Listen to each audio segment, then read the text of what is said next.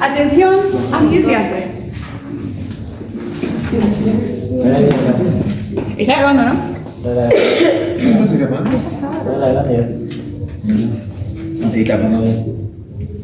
¿Estamos? Va. ¿Quién más? No, ahí. Vos también. Hola. Bueno, en clase pasada habíamos terminado segunda de Crónicas, que terminó en el cautiverio de Jerusalén, ya que ellos hacían todo mal y Dios le decía, mandaba señales, y un día se cansó, ya se enojó y mandó a Nabucodonosor para hacer un completo desastre y sin perdonar a nadie.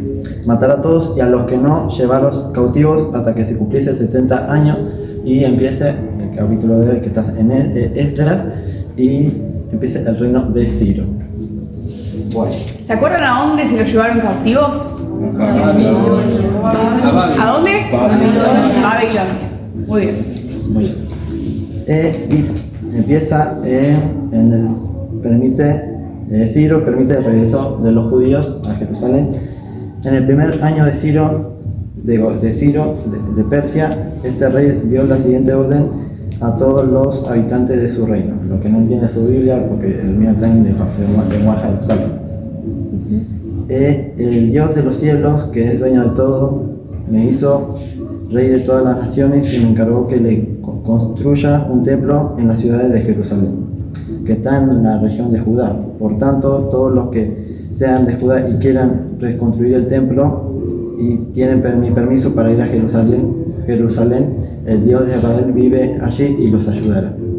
Todo lo que decían ir a Jerusalén para trabajar en la reconstrucción recibirán de sus vecinos ayuda en dinero, mercaderías y ganado.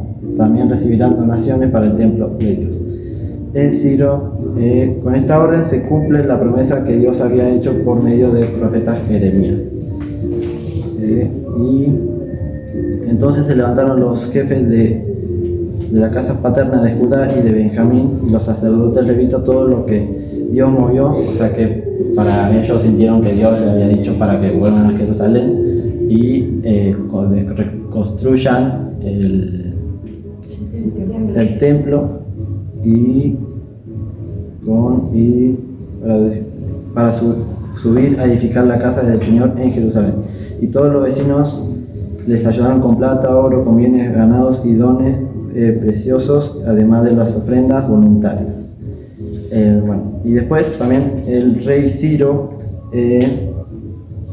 sacó los utensilios de la casa del Señor que Nabucodonosor había traído de Jerusalén y había puesto en la casa de sus dioses. O sea que Nabucodonosor había en Jerusalén sacado todos los utensilios que tenía en la casa de Dios y se lo había llevado a Babilonia, y lo había puesto en la casa de sus dioses. Y Ciro llevó todo nuevamente a Jerusalén para ponerlo nuevamente en la casa de Dios. Y Ciro, su número fue el siguiente, o sea, todos los utensilios y demás que sacó fueron 30 tazones de oro, 1000 tazones de plata, 29 cuchillos, 30 tazas de oro y 410 tazas de plata de un mismo juego y una gran cantidad de otros utensilios. En total, el tesorero entregó 5.400 utensilios de oro y todos estos los llevó Sesbazar a Jerusalén, cuando regresó con los judíos que muchos años habían sido llevados a Babilonia. Un datito que no había hecho era al principio, pero no me acordé, que para lo que prestaron atención, en 2 Crónica 22 y 23 tienen algo parecido de 1 a 4 de Esdras, porque es como toda la historia de Crónicas, Esdras y Nehemías, es todo seguido, es una historia. En la línea de tiempo va todo unido, claro, son libros históricos. Crónicas, Esdras y Nehemías. Y así termina que Primera, Segunda Crónicas y Esdras fueron escritos por Esdras. Ahí está. Y así termina mi primer capítulo de Esdras. Y vamos a acá. Bueno, arrancamos con el capítulo 2, que, bueno, si ustedes ven en su Biblia, tiene muchos nombres, mucho, y esto es una especie de censo porque acá muestra una lista detallada de todas las personas que volvieron a Jerusalén. Que se dice que también, pensaron un poco esta decisión porque en Babilonia como que habían prosperado, digamos. Es más, se había dicho que igualmente cautivos ellos que tengan hijos, que trabajen. Entonces había un montón de gente en Babilonia. Bueno, lo pensaron bien, porque como que ella, y como ya nuestro pastor nos ha enseñado muchas veces, que habían sido prosperados en Babilonia también. Habían como, bueno, tenían sus trabajos, tenían todo, pero igualmente eran cautivos. Decidieron volver a Jerusalén. Entonces aquí en el capítulo 2 hay una lista detallada de quiénes y cuántos volvieron. Bueno, pero les va a un resumen. Volvieron varias familias, volvieron también sacerdotes, levitas y servidores del templo, y también algunos que no se les pudo comprobar su genealogía. Habían algunos que sus apellidos habían cambiado, entonces los sacerdotes dijeron, a estas personas sí van a volver a Jerusalén, pero no van a ser permitidas que sean sacerdotes, ni que trabajen en el templo, ni que coman. Vieron que lo del holocausto lo podían comer los sacerdotes. Bueno, estas personas no. Hasta que un sacerdote traiga el Urim y Tumim. ¿Se acuerdan lo que eran? ¿Qué eran? Tenían cosas que tenían acá colgado, como Bueno, acá dice que eran como 2 piedras que las usaban los sacerdotes para cuando había una decisión importante que tomar y no sentían que Dios les hable claramente. Entonces arrojaban las piedras, era como una especie de suerte, y creían que lo que salía en las piedras era la voluntad de Dios. Entonces, hasta que esto no sea resuelto, estas personas no podían servir como sacerdotes ni trabajar en el templo. Y también se dice que en total las personas que volvieron a Jerusalén fueron 42.360 personas, además de los siervos de estas personas. Imagínense que aún los siervos, aún las personas que volvieron a Jerusalén, que estaban en Babilonia cautivas, estas personas también tenían siervos, tenían como esclavos. Imagínense que habían como prosperados. Y también, eso a los esclavos no se los contó. Eran 42.360 personas, además de todos sus animales, que fueron caballos, camellos, mulas, asnos, volvieron con ellos. Y también muchas ofrendas trajeron. Ofrendas para la reconstrucción del templo que incluían oro, plata y también vestiduras sacerdotales.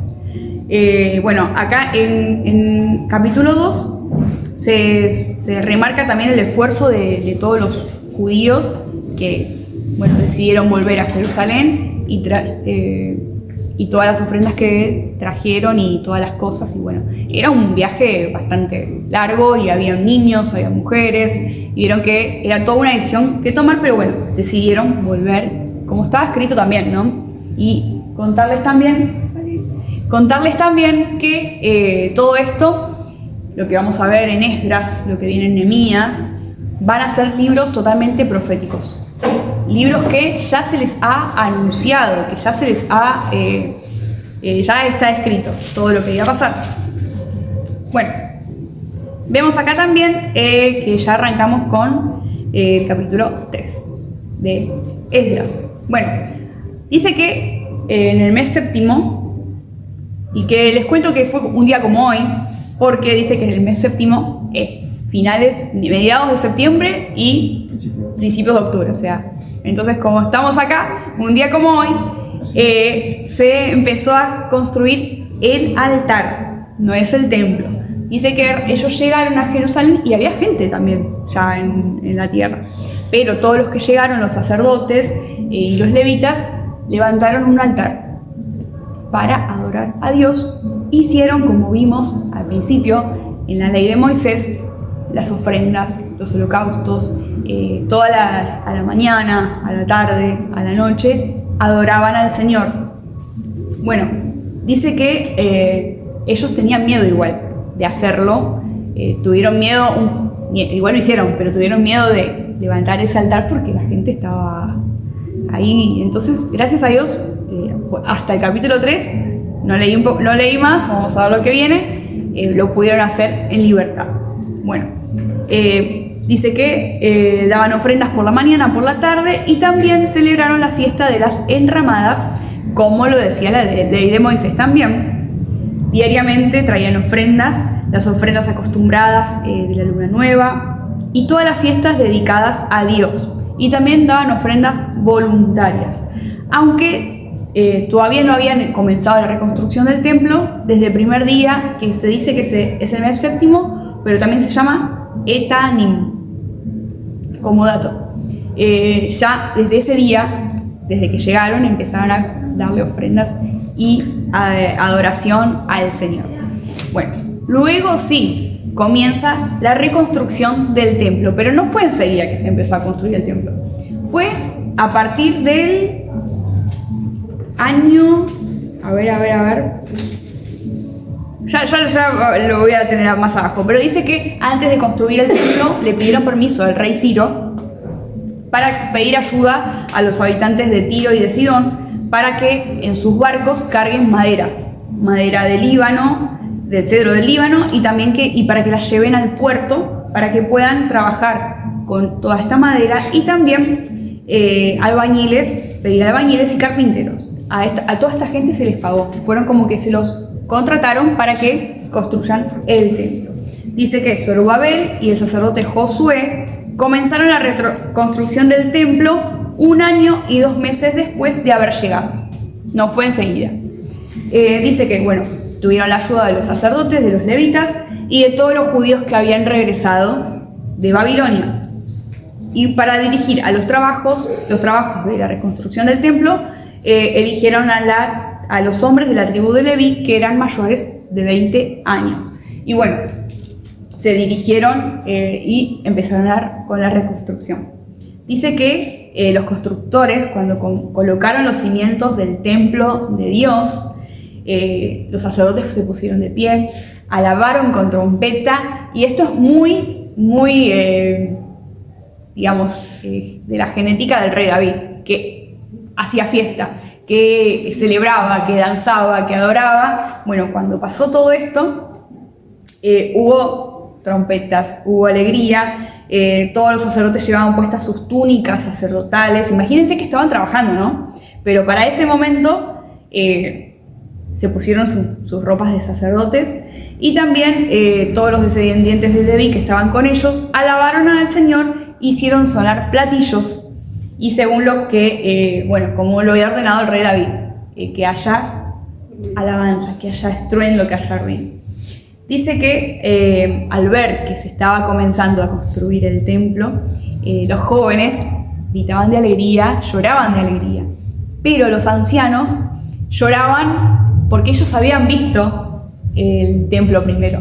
Entonces lloraban de tristeza, y a la vez era como que habían sentimientos encontrados, porque imagínate, ¿no? Ver la reconstrucción de algo que vos viste que era hermoso, que era algo esplendoroso, ver toda esta situación. Y mientras colocaban los cimientos, cantaba el pueblo de Dios, porque bueno es Dios y esta alabanza siempre estaba y estará, y también tiene que estar en nuestras bocas, siempre, en el momento de lucha, en el momento de que se levanten los cimientos de lo que parece que está en ruinas, porque bueno es Dios y para siempre es su misericordia. Bueno, para resumir, el capítulo 3 retrata el regreso y la organización de todos los que han vuelto, la reedificación del altar, la reedificación del templo, la celebración de las festividades y los sentimientos encontrados que hubieron entre los jóvenes, los ancianos, y toda esto nuevo y esto glorioso que el Señor permitió después de 70 años de cautiverio. Y así termina Capítulo 1, 2 y 3 de Esdras. Muy bien. Importante, Se me hizo recorto.